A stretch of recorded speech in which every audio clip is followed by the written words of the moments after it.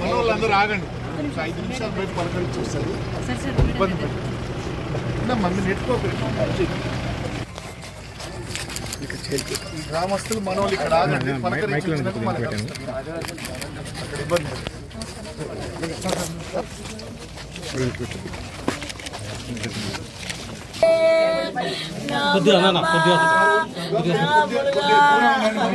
Please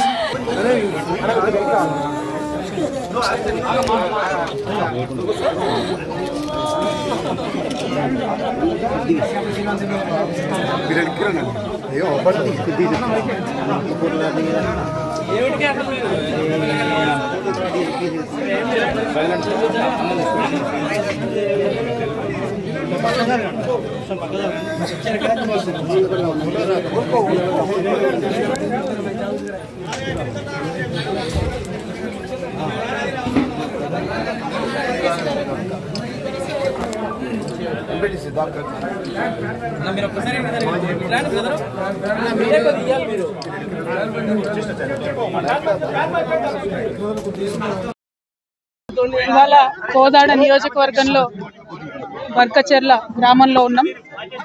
ఈ గ్రామానికి సంబంధించినటువంటి ఒక విద్యార్థిని ఎస్సీ గురుకుల హాస్టల్లో చదువుతున్నటువంటి విద్యార్థిని.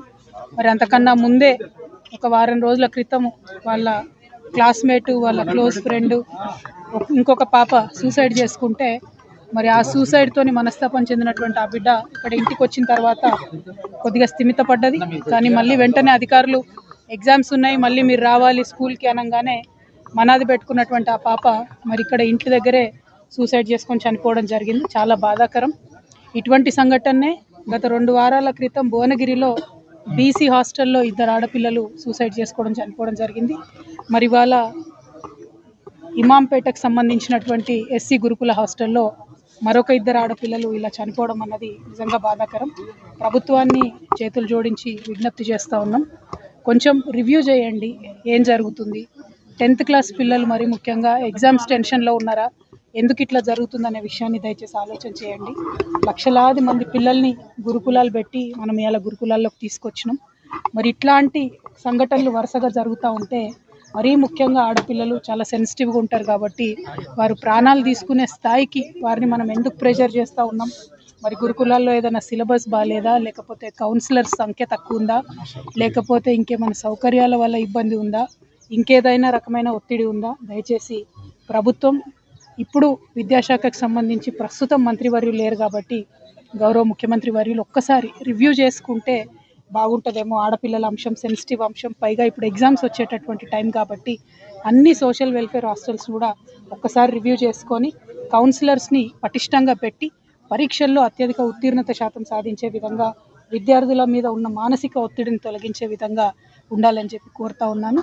అదేవిధంగా బర్కచెర్ల గ్రామస్తులందరికీ కూడా తెలియజేస్తూ ఉన్నాము, మరి ఈ బిడ్డ కుటుంబానికి బీఆర్ఎస్ పార్టీ తరఫున మేమందరం కూడా అండగా నిలబడతాం, వారికి ధైర్యాన్ని ఇస్తాం.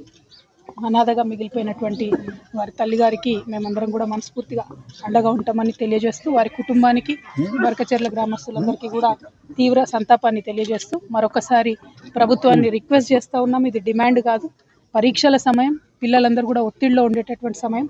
ఆడపిల్లలు మగపిల్లలు అన్ని హాస్టళ్లలో కూడా దయచేసి కౌన్సిలర్స్ సరిగ్గా ఉండే విధంగా గౌరవ ముఖ్యమంత్రి గారు తక్షణమే ఒకసారి రివ్యూ పెట్టవలసిందిగా రిక్వెస్ట్ చేస్తా ఉన్నాము. Thank you. జై తెలంగాణ. ఇప్పుడు వైష్ణవి పాప మృతిలో కూడా అదే జరిగింది. పేర్లు చెప్పడం ఇష్టం లేక నేను పేర్లు చెప్తలేను. ఇక్కడ చనిపోయినటువంటి ఎస్సీ హాస్టల్లో ఊరేసుకొని చనిపోయినటువంటి పాప పరిస్థితి అట్లానే ఉంది. అంతకుముందు బీసీ హాస్టల్లో 2 పిల్లలు ఒకేసారి ఊరేసుకొని మృతి చెందినారు భువనగిరిలో, అక్కడ కూడా అదే ఉంది. ఇన్వెస్టిగేషన్ అన్నది ఎందుకో ముందుకు పోతలేదు. శ్రద్ధ పెట్టవలసిందిగా మాత్రం ఇన్వెస్టిగేషన్ విషయంలో ప్రభుత్వాన్ని డిమాండ్ చేస్తూ ఉన్నాం. ఎందుకంటే ఆ భువనగిరి హాస్టల్లో ఆటో వాళ్ళు వీళ్ళు అందరికీ కూడా ఎంట్రన్స్ ఉండేదని చెప్తా ఉన్నారు. మరి ఇమాంపేటలో అటువంటి పరిస్థితులు వినబడలేదు. కానీ మరి ఎందుకు ఆ పాప ఊరేసుకొని చనిపోయింది అన్నది మాత్రం ఇన్వెస్టిగేషన్ ఫాస్ట్గా చేయాలి, విచారణకు ఒక కమిటీ వేయాలనేటటువంటి అంశాన్ని కూడా డిమాండ్ చేస్తాం. ప్రభుత్వం నిర్లక్ష్యంగా భావిస్తున్నారు మేడం? నిర్లక్ష్యం ఉన్నా సరి చేసుకోవాలి బ్రదర్, ఇది పిల్లల విషయం కదా. నేనేమంటున్నా అంటే అవకాశం దొరికిందని ప్రభుత్వం మీద బురద జల్లేటటువంటి అవసరం లేదు. ప్రభుత్వాన్ని ఏం కోరుతా ఉన్నామంటే విద్యాశాఖ మంత్రి లేరు, మీరు నిన్నగా కియాలనే గవర్నమెంట్లోకి వచ్చిండ్రు కాబట్టి ముఖ్యమంత్రి గారు శ్రద్ధ పెట్టి రివ్యూ చేయాలని చెప్పి కోరుతా ఉన్నాం. రివ్యూ చేస్తే చాలు, కౌన్సిలర్లు గట్టిగా ఉంటే చాలు. ఎగ్జామ్ టైం కాబట్టి పిల్లలందరూ టెన్షన్లో ఉంటారు. మనోధైర్యం కోల్పోతున్నటువంటి పిల్లలకు ఒకటి, తల్లిదండ్రులు దయచేసి ఎగ్జామ్స్ మార్క్స్ అన్న ప్రెషర్స్ను కొద్దిగా తగ్గించుకుందాం.